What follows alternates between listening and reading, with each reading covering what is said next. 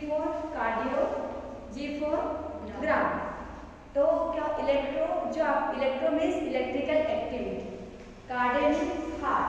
तो जो हार्ट की जो इलेक्ट्रिकल एक्टिविटी है उसको क्या करना, ग्राफ के थ्रू पता करना कि आपके हार्ट में एक्चुअल में क्या प्रॉब्लम है। ओके, तो यहाँ पे आप ग्राफ देखोगे पी, तो एट्रियल कॉन्ट्रैक्शन होगा, atrial depolarisation and systole, and QRS जब बनेगा आपके हार्ट में 4 चैम्बर होते हैं, पता है पहले भी आपको कितने चैम्बर, 4 चैम्बर, 2 एट्रियम होते हैं, वीडियो देखा, 2 एट्रियम होता है, एक लेफ्ट एंड राइट और एक लेफ्ट एंड राइट वेंट्रिकल होते हैं। ओके, तो पी बनेगा वे, तो क्या होगा, एट्रियम का कॉन्ट्रैक्शन होगा, क्यूआरएस बनेगा तो वेंट्रिकल का कॉन्ट्रैक्शन होगा, एंड देन डी क्या होगी तो वेंट्रिकल का रिलैक्सेशन होगा। अंडरस्टूड, क्लियर है? तो ये ग्राफ आप देखेंगे तो ये क्या है, हार्ट की जो इलेक्ट्रिकल एक्टिविटी है उसे पता करने के लिए आप क्या करते हैं, ECG, electrocardiogram. That is first is P wave following a flat line when the electrical impulse goes to the bottom chamber। अब क्या है, पी वेव क्या है, आपका उभर के आता है, ये क्या है, उभर के आ रहा है, कहीं ना कहीं पी दिख रहा है ना आपको, पी वेव उभर के है। तो इसमें क्या है, इसमें अगर फ्लैट लाइन आती है इन द सेंस क्या है, पेशेंट की बॉडी में पोटेशियम का लेवल कम हो जाता है, पता है आपको, फ्लैट लाइन आती है ना, कि फ्लैट लाइन आ रही है मतलब पी वेव नीचे चला गया, पोटेशियम का लेवल कम हो जाता है बॉडी में, पोटेशियम, इसको बोलते हैं हाइपोकेलेमिया, केलेमिया, हाइपोकेलेमिया, लिख दूंगी बोर्ड, हाइपोकेलेमिया, KALEMIA, हाइपोकेलेमिया।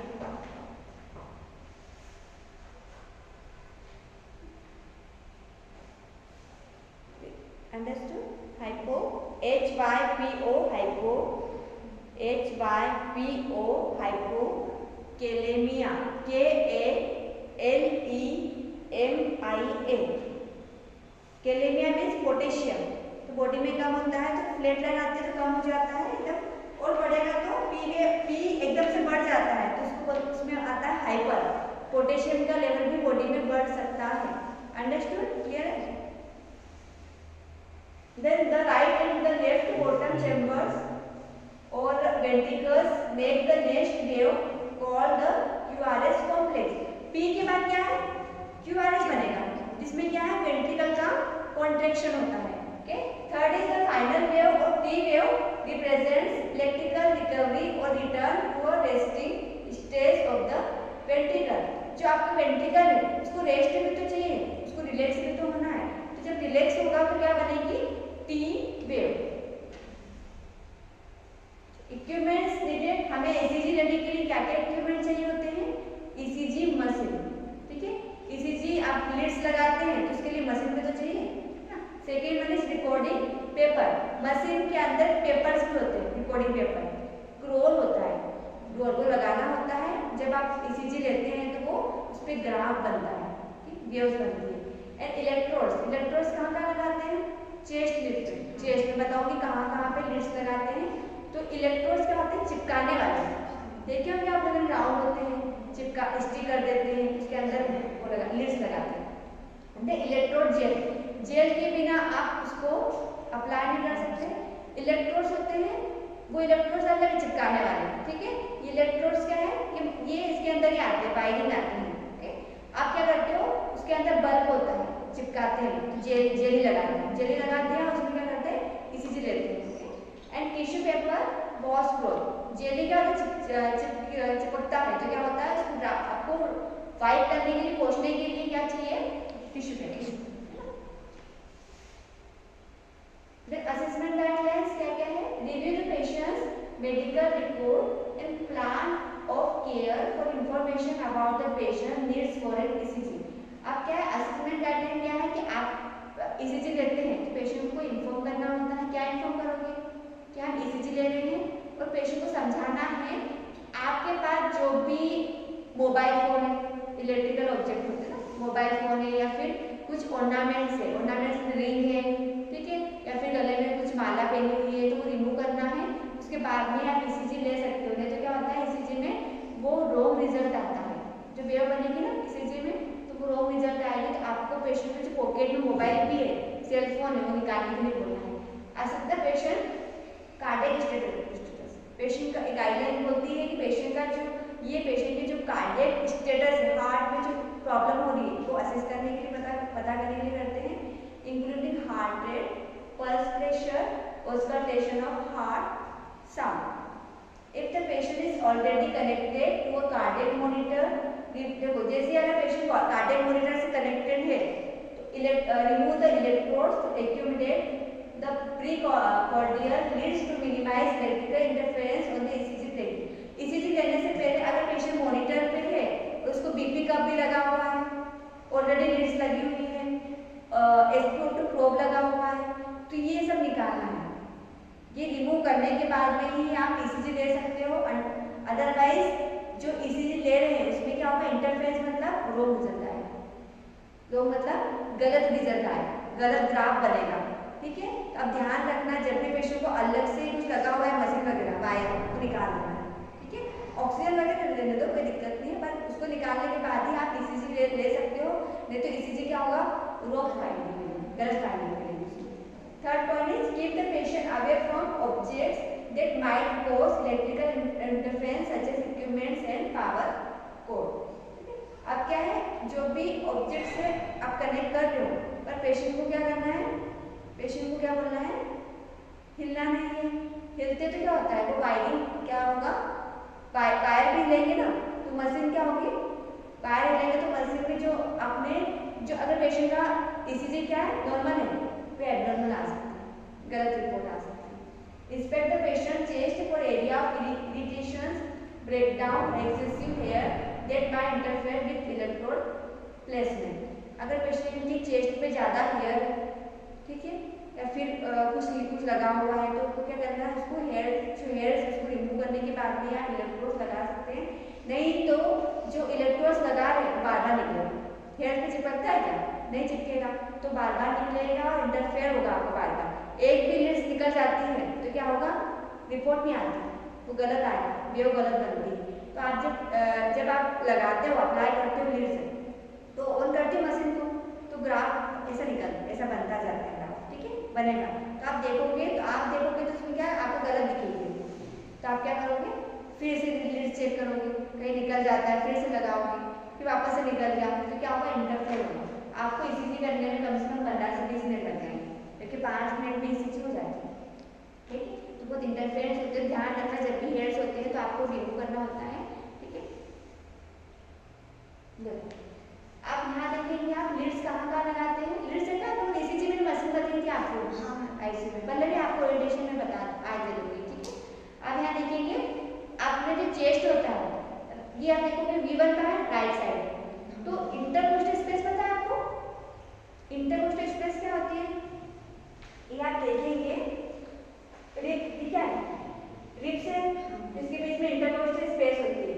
तो आप क्या है यहाँ पे देखोगे, ये फोर्थ इंटरकोस्टल 1 2 3 4 फोर्थ क्या है, तो आपका V1 का है, V1 का कलर होता है लीड्स का रेड कलर, ठीक है, रेड कलर होता है। V1 कहाँ लगाते हैं, राइट में, तो ये बोलेंगे fourth intercostal space to right of the sternum, क्या बोलेंगे, fourth intercostal space to right of the sternum, right में लगा रहे हैं, आपकी जो राइट चेस्ट है राइट साइड बिलो द या फिर अबाव निपल, ये फोर्थ तो आपका अबाव कहाँ पे होगा, 1 2 3 4 अबाव निपल होगा। तो आप क्या fourth intercostal space right of the sternum, right में लगाएंगे, फोर्थ का ध्यान रखना। लेफ्ट में आपका सेम जाएगा, लेफ्ट में आपका जो है लेफ्ट कहाँ पे सेम बराबर होना चाहिए, V1 के बराबर होना चाहिए, तो क्या है fourth intercostal space to left of the sternum. Understood, clear है, ठीक है। फिर आता है V3 between the V2 and V4, V2 और V4 के बीच में क्या है, V3, तो कहाँ पे जाएगा, फोर्थ कहाँ पे, फिफ्थ थोड़ा नीचे चले आएगा, फोर्थ के नीचे, fifth intercostal space to mid clavicular line, beauty bone होते हैं या क्लेविकल होते हैं, ठीक है, तो इसको क्या बोलते हैं क्लेविकल, तो ये मिड है ना बीच में, तो mid clavicular line, fifth intercostal space to mid clavicular line बराबर फिफ्थ इंटरकोस्टल स्पेस होगा।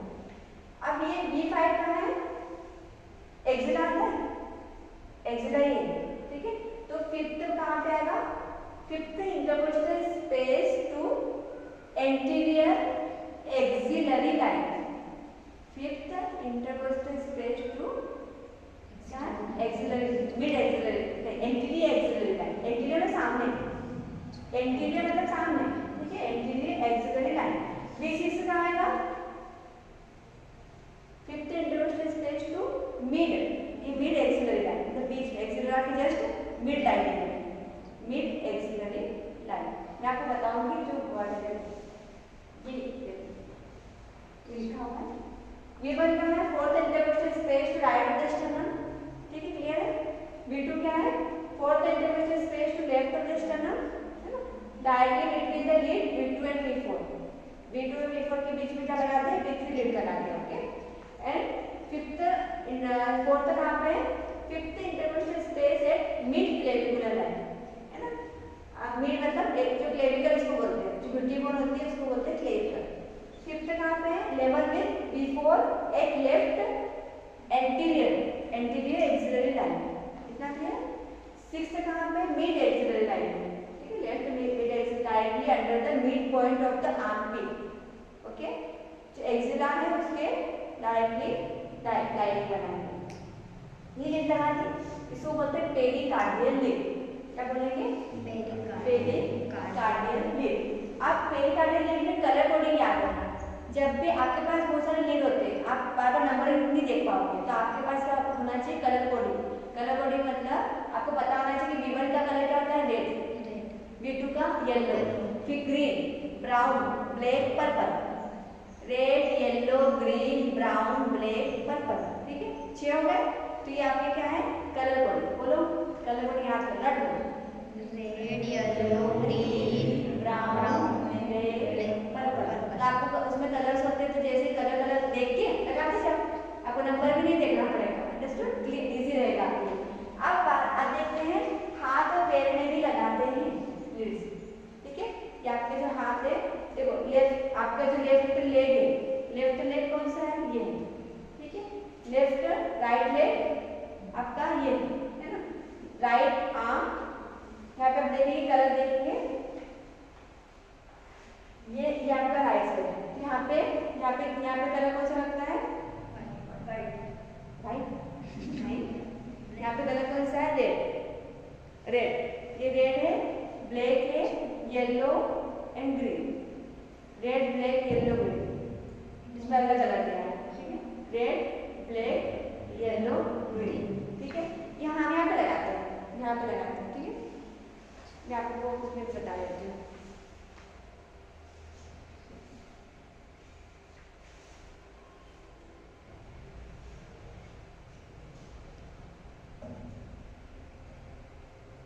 नर्सिंग रिस्पॉन्सिबिलिटीज क्या है, explain the procedure to the patient,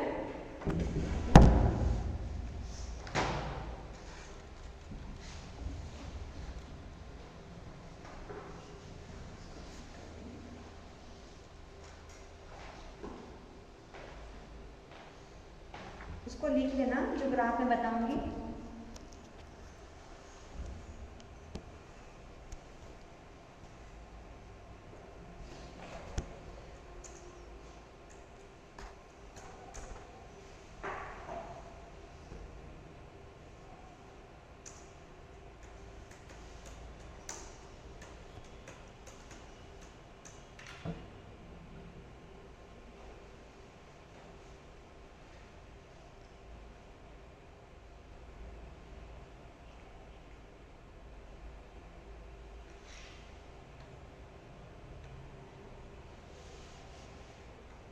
देखो ये दिख रहा है आपको विजिबल है,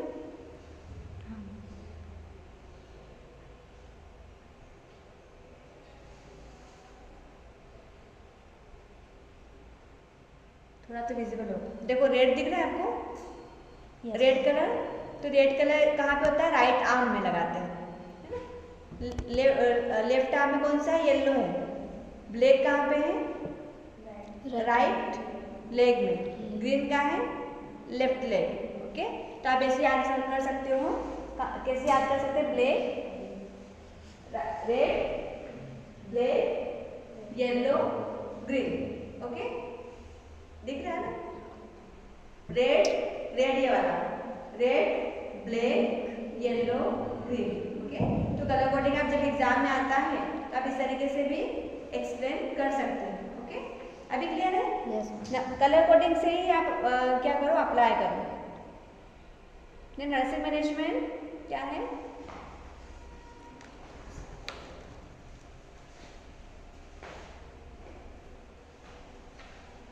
explain the procedure of the patient, सब में सेम है। आपको सब में क्या करना है? प्रोसीजर एक्सप्लेन करना है पेशेंट को। And second one is perform hand washing before and after the procedure to the patient. आप क्या है? पेशेंट को प्रोसीजर करने जा रहे हैं, उससे पहले हैंड वॉशिंग करना है और प्रोसीजर के बाद में भी आपको हैंड वॉशिंग करना है।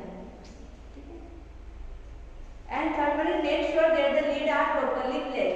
आप जब लिड्स लगाते हैं तो आपको फिर से रीचेकिंग करना होता है कि लिड्स कहीं से निकल तो नहीं गया है, लिड्स अच्छे से अप्लाई करना है। And fourth point is ensure patients privacy before the procedure. Procedure करने से पहले आपको जो कर्टन्स होते हैं तो आपको लगाना होता है, प्राइवेसी मेंटेन करना है। अगर पेशेंट प्राइवेट रूम में है तो आप डोर बंद कर सकते हो। Okay, and fifth is avoid placement of the lead और मस्कुलर एंड बोनी एरिया। जो मसल ज्यादा होती है वहाँ पे अवॉइड करना है, बोनी एरिया में लगाना है। आप क्या करते हो? यहाँ पे लगाते हैं रिस्ट में, यहाँ पे लगाते हैं, और सॉफ्ट अपना चेस्ट होता है वहाँ पे, इसको बोला जाता है पेरिकार्डियल लीड्स। कई मसल्स जो मोटापा है ज़्यादा एब्डोमेन में नहीं लगाते हैं, चाहे बोनी एरिया है वहाँ पे नहीं लगाते हैं। ठीक है, जो क्या है कार्टिलेज, जो आपका ये है रिस्ट होते हैं वहाँ पे लगाते हैं, और पैरों में भी जहाँ पे क्या एंकल है वहाँ पे लगाते हैं, और पेरिकार्डियल लीड्स में लगाते हैं, हार्ट में लगाते हैं, हार्ट के surrounding. And clean excess oil और substance from the skin. Skin में अगर ऑयल लगा हुआ है तो उसमें नहीं चिपकेगी लीड्स, तो उसको भी आपको क्या करना है? क्लीन करना होगा। ठीक है, वाटर से क्लीन कर सकते हो, ड्राई कर सकते हो, उसके बाद में आप प्लेस कर सकते हो। Next point is if an area is excessively heavy clip the hair. देखो ज़्यादा हेयर होता है तो उसको क्लिप मतलब रिमूव करना। Okay, and do not save the hairs. Save मतलब पूरी तरीके से ब्लड भी आ सकता है, अच्छे से क्लीन करते हैं, इसको बोलते हैं पार्ट प्रिपरेशन। जो एरिया है उसको क्लीन करते हैं, या फिर ट्रिम भी कर सकते हो, चाहे हेयर ज़्यादा है तो उसको ट्रिम भी कर सकते हो, काट सकते हो उसी तरह से। Ask the patient to relax and breathe normally during the procedure. Patient को करना है पूरी तरीके से रिलैक्स करना है, और क्या करना है? ब्रीथ नॉर्मल ब्रीथ करना है, ऐसे नहीं लंबी देर सांस लेते जा रहे हैं। नॉर्मल जो ब्रीथिंग पैटर्न है वो नॉर्मली आप ब्रीथ करते हो वैसे ही सांस लेना है। आपको हिलना नहीं है, हिलोगे तो आपकी जो लिड्स है वो हिल जाएगी और आपका रोंग फाइंडिंग होगा। Clear? And next instruct the patient to lie still and not to talk while you record ECG. तो इसमें पेशेंट्स की आदत होती है कि आप प्रोसीजर कर लो पर बात कर लो कि मुझे बहुत देर से प्रॉब्लम हो रही है, ठीक है, मैं 6 महीने सफ़र कर रहा हूँ, मुझे चेस्ट पेन हो रहा है। पेशेंट बात करते ही जाता है, तो पेशेंट को बोलना है कि आप प्रोसीजर हो जाने दो, फिर इसके बाद में हम बात करेंगे, आप बता दीजिएगा। ठीक है, तो आप थोड़ा सा उनको एक्सप्लेन कर सकते हैं। And after the procedure clean the patients skin. Procedure के बाद ऐसा नहीं कि पेशेंट को पकड़ा दिया, क्या टॉवेल या फिर क्लीन करने के लिए पेपर, टिश्यू पेपर, आपको ही क्लीन करना होता है। Clean the ECG machine and the electrode. Electrode ECG machine clean इसलिए करना है क्योंकि पूरा पेशेंट इन्फेक्टेड रहता है, उसको आपने ईसीजी लगाया, उसको मशीन को क्लीन नहीं किया और दूसरे पेशेंट में लगा दिया तो इसकी इन्फेक्शन हो सकता है, ध्यान रखना। ये ग्राफ ऊपर है ईसीजी का, देखो इस तरीके से ईसीजी बनती है। ये देखो मैं मार्कर लेती हूँ।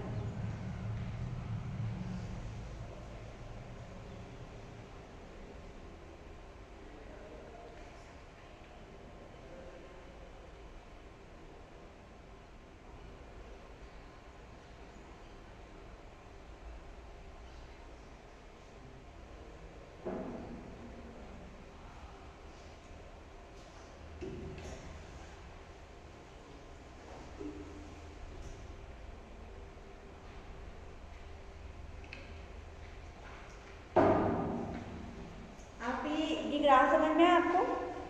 क्या है ये? इसमें दिख रहा होगा आपको I 1 2 3, ये दिख रहे हैं? इसको बोलते हैं, क्या बोलते हैं? Bipolar lead. क्या बोलेंगे? Bipolar lead. बाइपोलर लीड 1 2 3, ठीक है? 1 2 3 ठीक है, ये बाइपोलर लीड है। क्लियर? और यूनिपोलर लीड किसको बोला जाता है? एक है ABR क्या है? ऑगमेंटेड ABR का क्या फॉर्म है?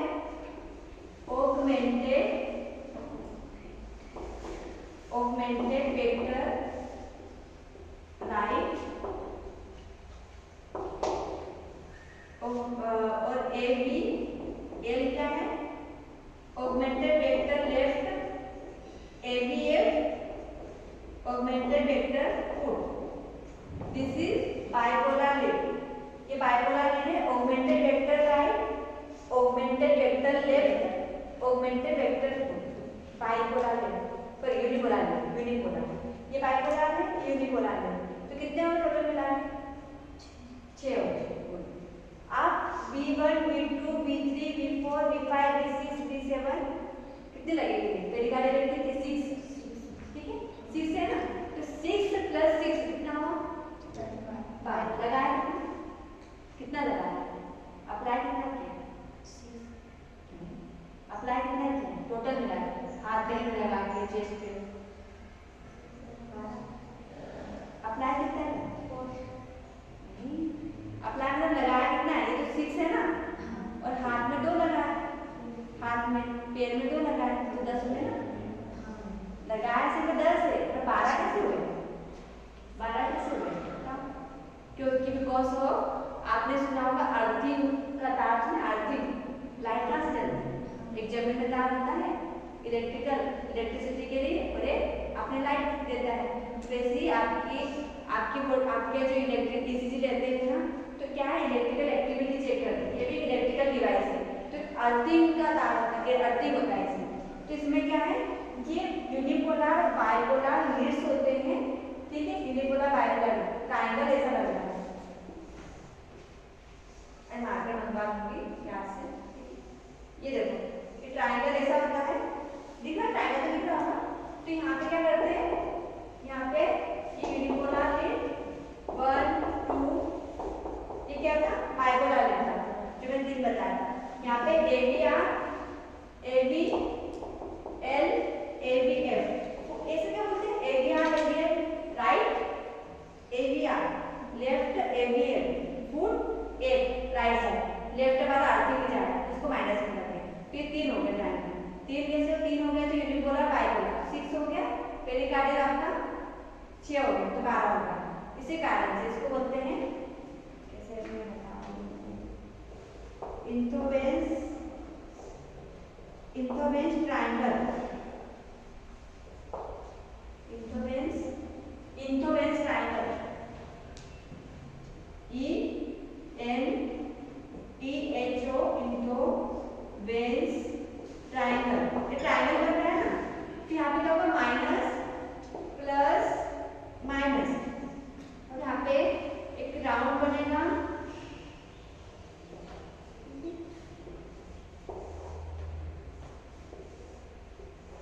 0 0 30 माइनस 40 माइनस 60 80 120 150 प्लस, क्योंकि आपने देखा होगा प्लस माइनस का होता है, समझाओ क्या प्लस माइनस होता है?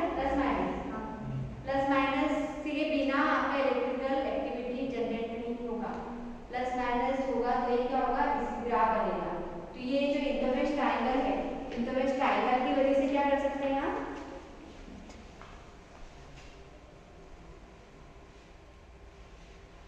इसमें बता देते हैं।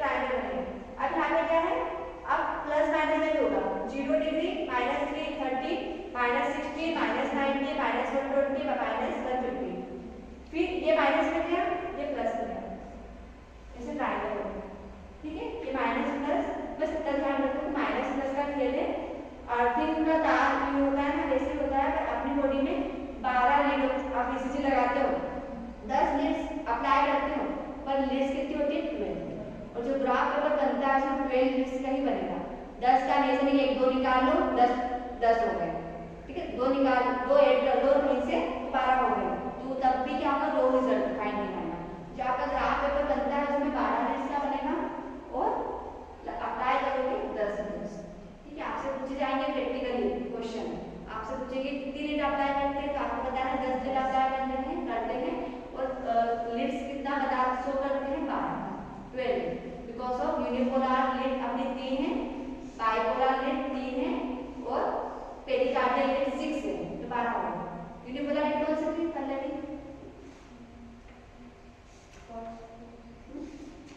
यूनिपोलर लीड कौन सी? इनमें से बता दो यूनिपोलर लीड कौन सी? ये क्या कौन सी unipolar lead? Bipolar first second third, very good, bipolar first second third. Unipolar बताओ अर्पण,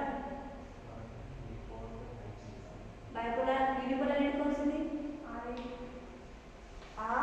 ये है ना, ABR ABL ABL, okay, understood.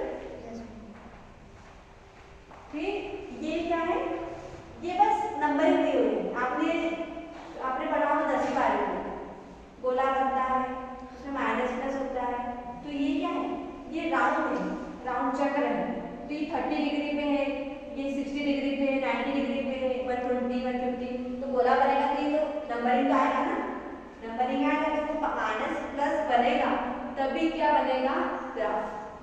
समझ में आया ना, माइनस प्लस बनेगा तभी ग्राफ बनेगा। ये कहीं आप बना लो कॉपी बना लो, चक्र बनाओ और उस पे हेडिंग पे डालना Einthoven's triangle.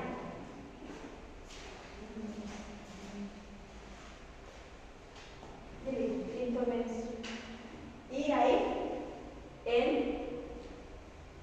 EINTHOVENS, Einthoven's triangle, TRIANGL,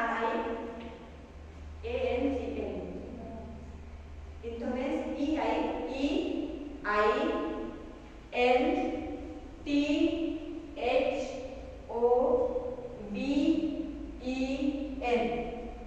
लिखा Einthoven's triangle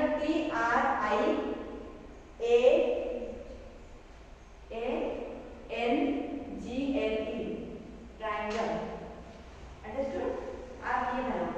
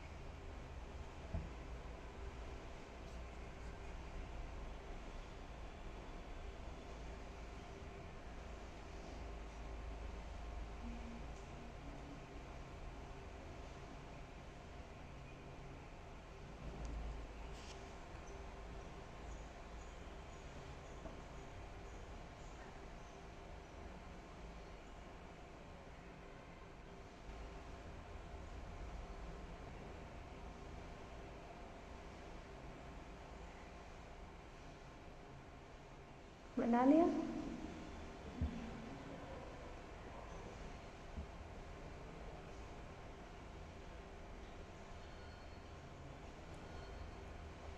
lead 1, 2, 3, bipolar lead, and AVR, AVN, AVF, that is unipolar leads.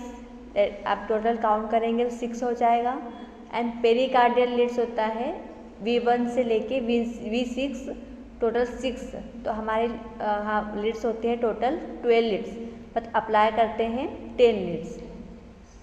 Okay, that is Einthoven's triangle. एक साइंटिस्ट ने नाम दिया था, उसका साइंटिस्ट का नाम था इंथोवेंस, विलियम इंथोवेंस. उन्होंने दिया था, तो इस ट्रायंगल का नाम इंथोवेंस ट्रायंगल रखा है.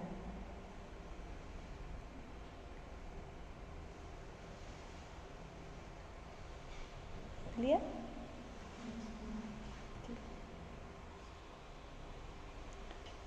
इसको आप नेट पे सर्च करोगे तो आपको मिल जाएगा. ठीक है, स्टार्ट करें.